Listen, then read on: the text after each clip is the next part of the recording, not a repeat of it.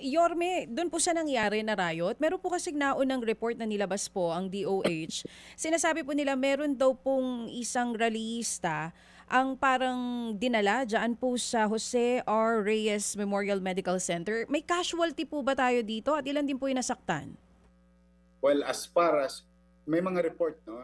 Mga report, 13 pinatay, 13 namatay. No? Yeah.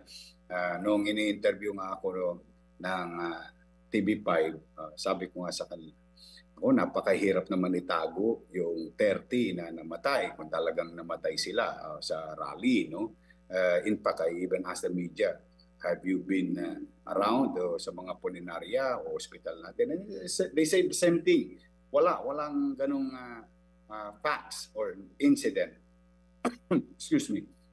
Yung isang insidente naman yata sa DOH na nireport, pananaksak yata yun. That's a different matter. Hindi po ito konektado sa riot, no, Yorme? Sorry.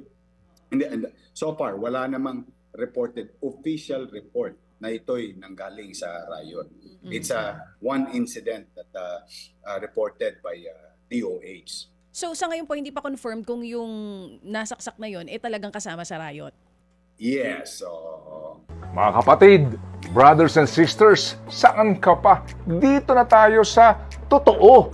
Dito na tayo sa True FM. Mga kapatid, mag-subscribe and follow po kayo sa social media accounts ng True Network PH. Yan po kami, hanapin nyo lang True Network PH, Facebook, Instagram, YouTube, TikTok, and podcast.